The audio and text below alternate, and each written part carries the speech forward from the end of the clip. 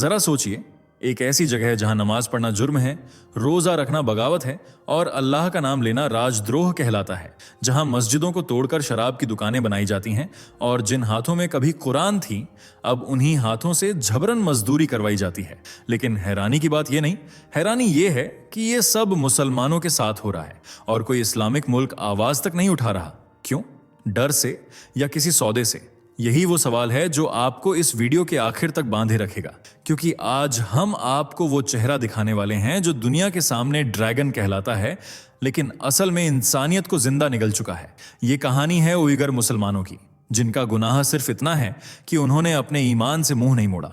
उनकी जमीन छिनी, उनकी मस्जिदें मिटाई गईं और उनके बच्चों को री एजुकेशन कैंप में भेज दिया गया, जहां उन्हें सिखाया जाता है कि अल्लाह नहीं, चीनी सरकार ही उनका खुदा है। पर असली सवाल तो यह है, जब पूरी दुनिया सोशल मीडिया पर एक ट्वीट के लिए हल्ला मचा देती है, तो चीन की इस हैवानियत पर सब चुप क्यों हैं? क्या सच में ताकत इतनी बड़ी होती है कि वो जमीर को खामोश कर दे? आखिर चीन किस बात से इतना डरता है, मुसलमानों से या उनके ईमान से? जानने के लिए इस वीडियो को आखिर तक जरूर देखिए। चलिए दोस्तों, जरा जल्दी से कमेंट करके बताइए ये वीडियो आपको कैसे मिला। क्या आपने इसे खुद सर्च किया था या ये अचानक आपकी स्क्रीन पर आ गया और आपने क्लिक कर दिया? सच सच बताइए, क्योंकि हमें भी जानना है कि आखिर YouTube आज हमारे सनातन धर्म की ये आवाज आप तक कैसे पहुंचा रहा है। और हां, अगर आप सच में एक सच्चे हिंदू हैं तो अभी के अभी चैनल को सब्सक्राइब कर लीजिए, ताकि आने वाली हर एक वीडियो सबसे पहले आपको मिले। वीडियो को लाइक करना मत भूलना, ताकि दुनिया को दिखाया जा सके कि सनातन की शक्ति अभी जिंदा है। तो चलिए बिना वक्त गंवाए बढ़ते हैं वीडियो में आगे। एक राज्य जहां 50% आबादी इस्लाम को मानती है, लेकिन वहां न किसी को रोजा रखने की इजाजत है, न ही दाढ़ी रखने की। एक ऐसा देश जहां महिलाओं के बुर्का पहनने पर पाबंदी है, जहां इस्लाम सबसे बड़ा दुश्मन और मुसलमान आतंकी आका माने जाते हैं, लेकिन फिर भी इस देश के खिलाफ बोलने की हिम्मत किसी इस्लामिक मुल्क में नहीं है। लेकिन क्यों? कौन सा है यह देश और उइगर मुसलमानों पर इतना कहर क्यों ढा रहा है? जानने के लिए वीडियो में आखिर तक बने रहें। चैनल से पहली बार जुड़े हैं तो इसे सब्सक्राइब करना बिल्कुल न भूलें। हम जिस देश की बात कर रहे हैं वह है एशिया के पूर्वी छोर पर बसा पीपल्स रिपब्लिक ऑफ चाइना उर्फ चीन, जिसे अक्सर ड्रैगन और मैन्युफैक्चरिंग का बाप भी कहा जाता है। चीन एशिया की सबसे मजबूत अर्थव्यवस्था और दुनिया की सबसे पुरानी सभ्यताओं में से एक वाला देश है। 9.6 मिलियन वर्ग किलोमीटर में फैले चीन की आबादी 141 करोड़ के साथ दुनिया की दूसरी सबसे बड़ी जनसंख्या है। लेकिन इस देश में धर्म, कट्टरता और धार्मिक अनुष्ठानों के लिए जगह जरा कम ही रखी गई है। वैसे तो यहाँ 21.9% चीनी लोक धर्म, 18.2% बौद्ध, 5.1% ईसाई और 1.8% इस्लाम का पालन करते हैं। पर बात जब भी कट्टरता की आती है तो चीन धार्मिक ठिकानों और उन्हें बढ़ावा देने वाले लोगों पर चाबुक चलाने से परहेज नहीं करता। हालांकि अगर ऐसा सबके साथ होता तो एक बार को समझ आ सकता था, पर चीन का यह चाबुक शुरू से लेकर अब तक सिर्फ एक ही धर्म पर बरस रहा है, और वह है इस्लाम, जिसे चीन अपना सबसे बड़ा दुश्मन समझता है। मुसलमानों के प्रति चीन का रवैया हैवानियत भरा है। उनकी मस्जिदों, मदरसों, यहां तक कि कब्रिस्तानों को भी ध्वस्त किया जा रहा है। लेकिन हैरानी की बात यह है कि न तो कोई इस्लामिक देश और न ही पाकिस्तान, जो चीन को अपना सबसे अच्छा दोस्त मानता है, इस जुल्म के खिलाफ कोई आवाज उठा रहा। चीन में मुसलमानों का एक खास तबका रहता है, जिन्हें उइगर कहा जाता है।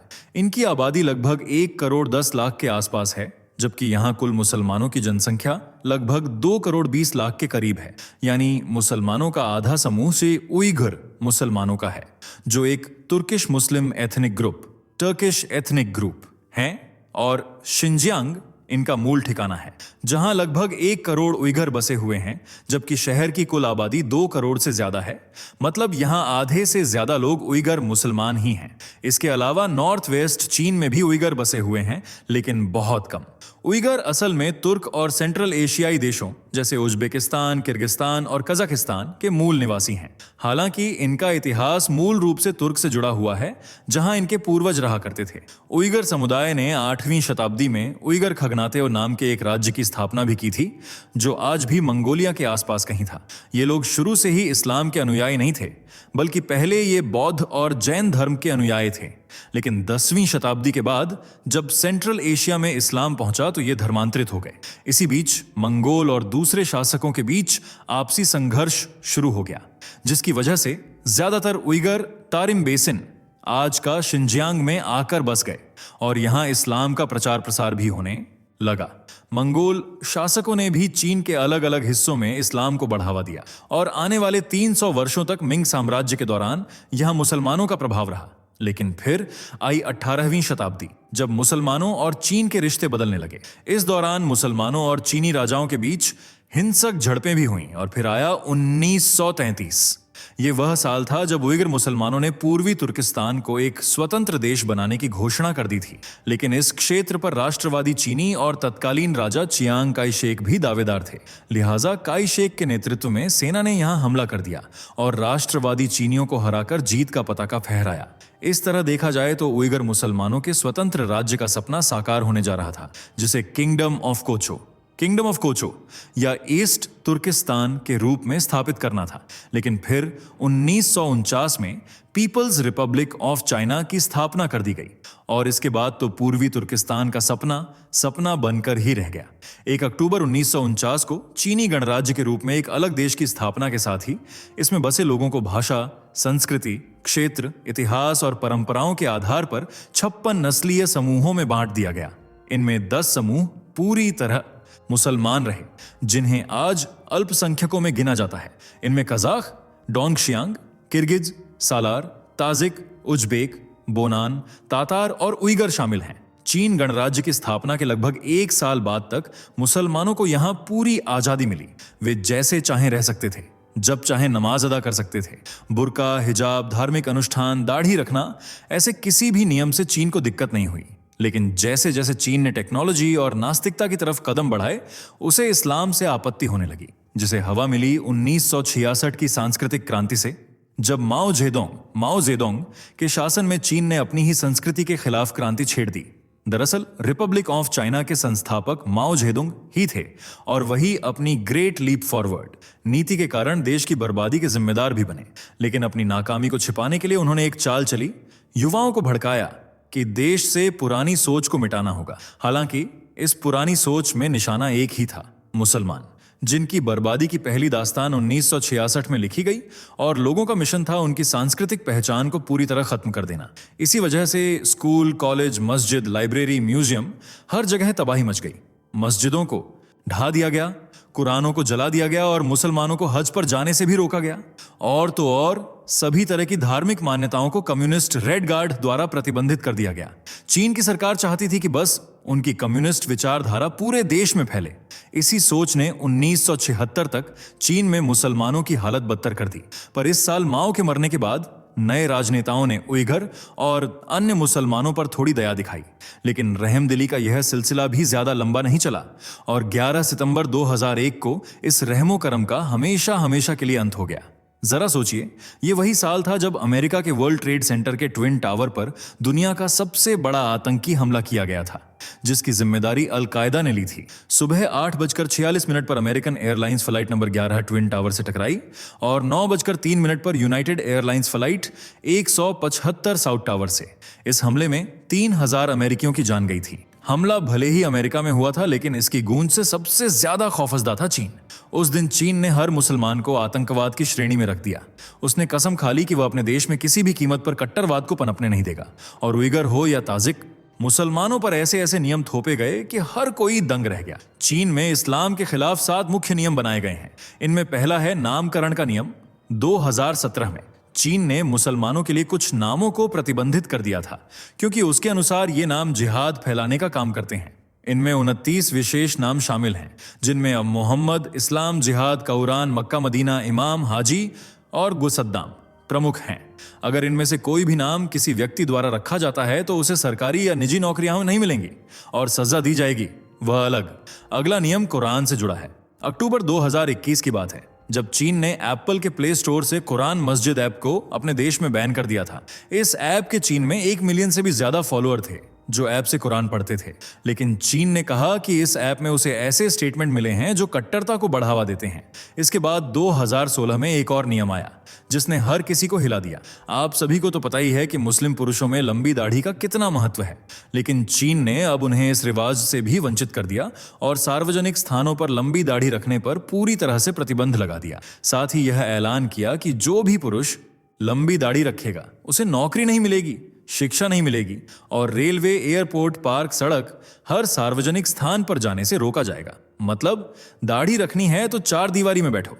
लिहाजा मुसलमानों को दाढ़ी कटवानी पड़ी। जबकि इससे ठीक एक साल पहले 2015 में चीन ने महिलाओं को बुर्का और हिजाब पहनकर बाहर निकलने से मना कर दिया था। चीन के अनुसार हिजाब की आड़ में आतंकी देश में घुस सकते हैं और दाढ़ी व हिजाब दोनों ही कट्टरता को बढ़ाते हैं। इसके अलावा 2016 में चीन ने वहां के सरकारी और निजी अधिकारियों, शिक्षकों को रमजान में रोजा रखने से भी मना कर दिया और अगर कोई रोजा रखता है तो उसे स्कूल या नौकरी से निकाल दिया जाएगा। इतना ही नहीं, चीन ने मुस्लिम महिलाओं के बच्चे पैदा करने पर भी रोक लगा दी है। यहां मुसलमान खुले में तो छोड़िए, अपने घर में भी नमाज नहीं पढ़ सकते।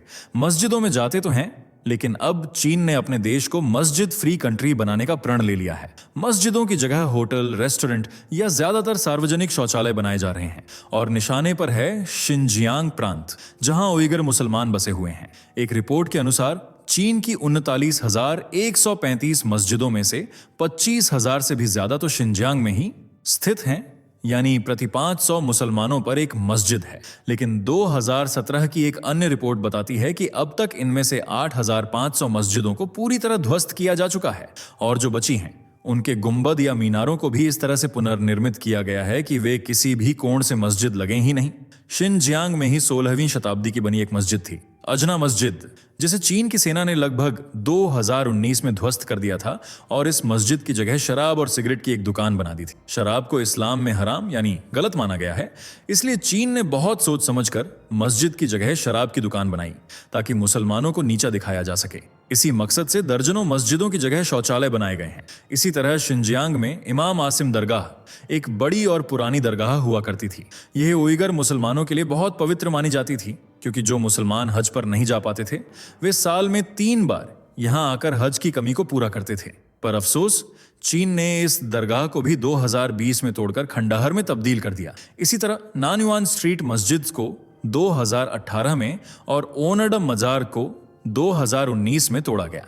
आधिकारिक आंकड़े भले ही 8,000 से ज्यादा मस्जिदों के टूटने का जिक्र करते हों, लेकिन गुप्त रिपोर्टें बताती हैं कि चीन अब तक 10 से 15,000 मस्जिदों को तोड़ चुका है और 10 लाख से ज्यादा उइगर मुसलमानों को जबरन बंदी भी बना चुका है। अब आप सोचेंगे कि इन मुसलमानों के साथ चीन क्या करता है, तो इतिहास के पन्नों में नाजियों के साथ जितनी बर्बरता दर्ज है, उससे कई गुना ज्यादा बर्बर और खौफनाक व्यवहार चीन के उइगर मुसलमानों के साथ हो रहा है। इन्हें यातनाएं देने के लिए चीन ने डिटेंशन कैंप का निर्माण किया है, जहां उइगर पुरुषों और महिलाओं को यातनाएं दी जाती हैं। चीनी अधिकारी और सैनिक उन्हें प्रताड़ित करते हैं। इस कैंप में बंद लाखों महिलाओं को रोजाना अत्याचार सहने पड़ते हैं। उन्हें सिगरेट और गर्म लोहे से जलाया जाता है। उनके शरीर पर जगह जगह निशान बने होते हैं। ये एक तरह की जेल जैसी है, जहां महिलाओं और पुरुषों के लिए अलग अलग सेल हैं और एक सेल में 12 से 13 लोगों को ठूंस कर रखा जाता है। उनके पास सिर्फ एक ही बाल्टी होती है। खाने के नाम पर सड़ी गली चीजें दी जाती हैं। कई बार तो कैंप के गार्ड उनको पानी की जगह टॉयलेट का पानी पिलाते हैं। लोगों से दिन भर मजदूरी करवाई जाती है और एक मुट्ठी अनाज देकर भूख से तड़पने के लिए छोड़ दिया जाता है। यहाँ पुरुषों को तब तक पीटा जाता है जब तक उनका शरीर दर्द से कराहते हुए निढाल न हो जाए। यहाँ उइगर मुसलमानों को जंजीरों से बांधकर रखा जाता है। वॉच टावर पर मशीन गन और स्नाइपर हर वक्त तैनात रहते हैं और जैसे ही कोई बंदी भागने की कोशिश करता है या नियमों के खिलाफ कोई काम करने की कोशिश करता है तो उसे गोली मारकर मार दिया जाता है। इन केंद्रों में छोटे छोटे बच्चे भी हैं जो असल में दुष्कर्म की शिकार महिलाओं की नाजायज औलादें हैं, लेकिन इन मासूमों पर भी अत्याचार करने में यहाँ के गार्ड एक बार नहीं सोचते। हर रात अंधेरे का फायदा उठाकर कुछ नकाबपोश लोग कैंपों में घुसते हैं और महिलाओं के साथ हैवानियत की दास्तान लिखते हैं। ऐसा नहीं है कि दुनिया इन डिटेंशन सेंटर्स की सच्चाई से वाकिफ नहीं है, बल्कि हर देश चीन की हरकतों से रूबरू हो चुका है। लेकिन जब जब इन दावों पर आवाज उठाई गई, तब तब चीन ने एक ही बात कही कि यह उसे बदनाम करने की साजिश है। लेकिन सवाल यह है, हिंदुस्तान, अमेरिका, ब्रिटेन या किसी अन्य देश में मुसलमानों के खिलाफ एक शब्द बोलने पर भी लोग हल्ला मचा देते हैं, तो फिर चीन के खिलाफ 57 मुस्लिम देश शांत क्यों हैं? इसका जवाब है ताकत। दुनिया जानती है कमजोर को हर कोई छेड़कर चलता है और मजबूत के आगे सर झुकाता है। चीन आज इतना मजबूत देश है कि मुस्लिम देश भी उसकी जी हुजूरी करने से नहीं चूकते और पाकिस्तान जैसे देशों की तो दाल रोटी इसी के रहमो करम पर चल रही है, तो भला वे उइगर मुसलमानों के लिए आवाज क्यों उठाएंगे? उन्हें अपना हुक्का पानी बंद थोड़े करवाना है। यही कारण है कि वहां मुसलमानों पर अत्याचार लगातार बढ़ता जा रहा है। आपको क्या लगता है, चीन में मुसलमानों की हालत बदलेगी या हालात यूं ही रहेंगे? कमेंट कीजिए। वीडियो पसंद आई हो तो लाइक, शेयर करें, चैनल को सब्सक्राइब करें और बेल आइकन को प्रेस कर दीजिए। दोस्तों, आपको स्क्रीन पर 2 और वीडियोस दिखाई दे रही हैं, जिसे देखने के लिए स्क्रीन पर क्लिक करें।